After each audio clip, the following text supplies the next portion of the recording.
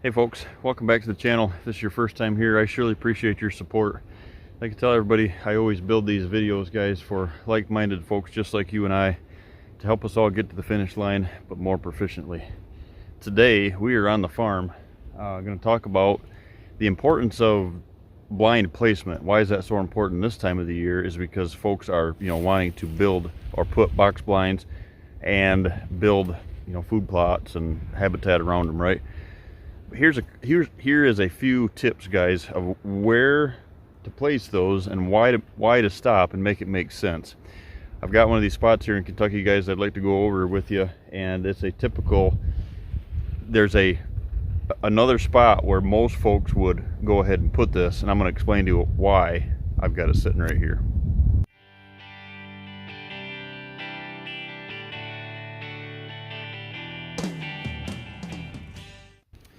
So in this situation, guys, a gun situation, like I said, why are we talking about stand placement and box blind placement this time of the year? Is because, like I said, a lot of the times this time of the year is when we are building and placing blinds and trying to make stuff fit to those. Sadly, a lot of that is always those box blinds, and we're mulching out, or we'll dozing in food plots that are right in front of them, right? So today's topic is this, guys.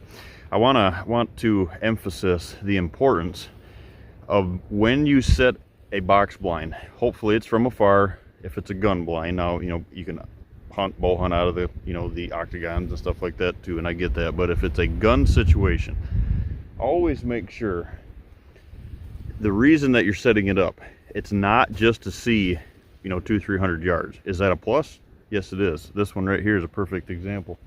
In that blind right there, I can cover the end of the food plot that you can probably see way up at the top of the ridge.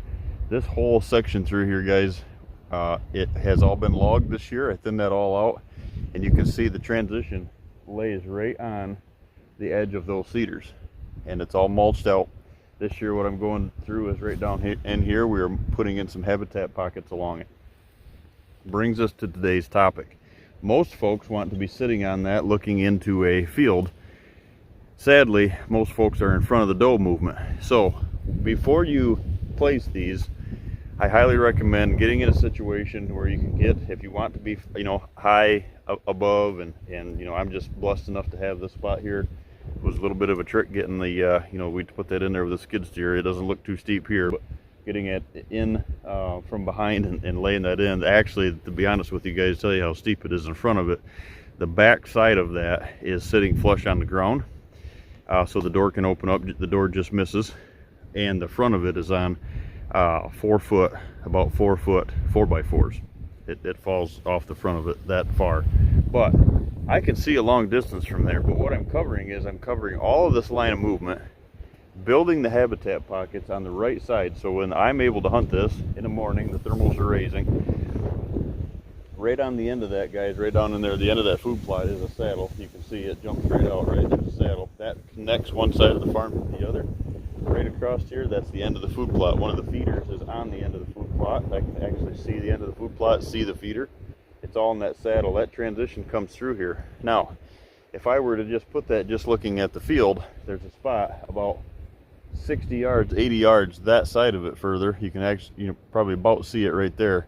That would look right down the food plot.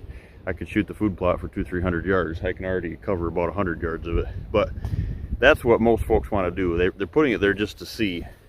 The message behind this video is this: make sure those box blinds are put in a spot where you can build this habitat season, this winter and spring and summer. You can build all of this movement past you. Remember, here's a perfect example. Transition comes down. It's a real snake trail right on the contour line, right on the edge. That's already there. I just made it better. Letting more sunlight in. That was a whole bunch of walnuts and maple, and thin those out. Now you can see the southern sun is going through those mature timber, beating on that bank. That whole bank is going to be woolly thick, good browse. That transition lays right in, guys. Goes right through right here. Continues right on down. There's a food plot actually right below us right here, right, a long linear food plot, one of the first ones I've had in the farm. It's like 2/10, almost a shot plot. It's just tying all this together. But in this situation, guys, this food plot right here is down below. So not only can see this food plot, I can see the end of the other. This one right here is the importance of this video. This one right in here, if I were to put the doe bedding creation and bring the transition in one end of that food plot and out the other. Some spots you can do that. This is one that you could probably do it because it's naturally screened in here, right? But if I were to just do that, that buck has to physically expose himself out into that food plot in order to scent check this doe bedding area. So what I've done right here, guys, is it's food plot, long linear food plot, transition tucked right in behind it about 10 yards. There's actually a rock wall here with some holes in it, so it's 10-15 yards behind it. It's the transition, then the doe bedding. So when I'm able to hunt that, there's a bow stand right down in front of it, right in one of the maples. When I'm able to hunt this location, all of that cruising mentality is going past this food plot, which is, you know, 80 yards. The box blind's up above it. That stands about 80 yards, 90 yards off the end of it. All of this cruising buck mentality, he does not have to expose himself out into this food plot.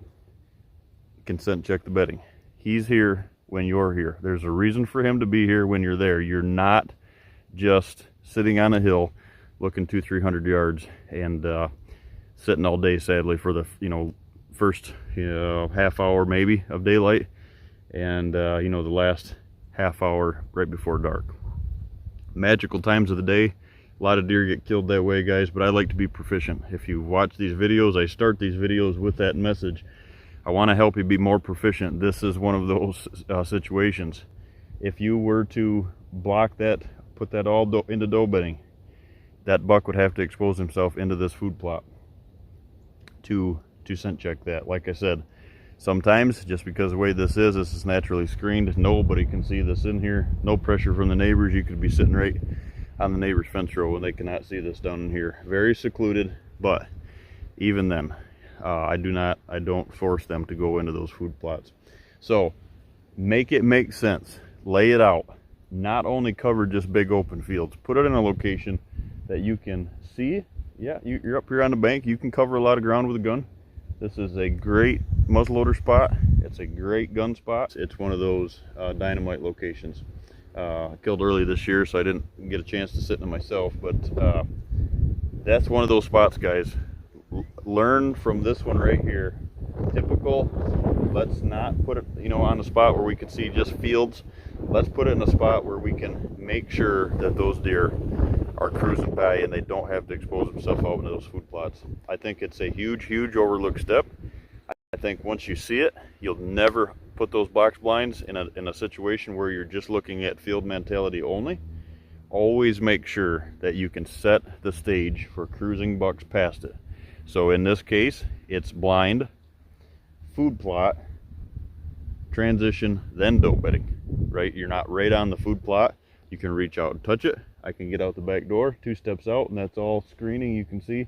This year it's going to be John Comp's. That's all my blend that I've used for years is my Egyptian weed and Sudan sorghum. But that's all going to be really high density, real durable HD screening from John Comp this year, and surrounds that. It's kind of a peninsula, and you come right through there. 2 steps out the back door, guys. They have no idea that you're even in the world. This one here, guys, is just one I wanted to touch on. This is a typical use your head, see multiple locations, cover saddles. I'm covering a saddle. I'm covering a long linear food plot. I'm covering another food plot here. I'm covering doe bedding. I'm looking at the end of another. I mean, there's just multiple things going on here. Use your head, put a transition in that runs past it so you can see those food sources. So if a doe does drag a buck out into those and he makes a mistake, you can counter on it, but set it up so more of that movement is in your favor. It makes for a great all-day sit, guys, and you're not wasting your time, right? I'm here to help you be more proficient on these property builds, and this is one reason why right here, guys. Thanks.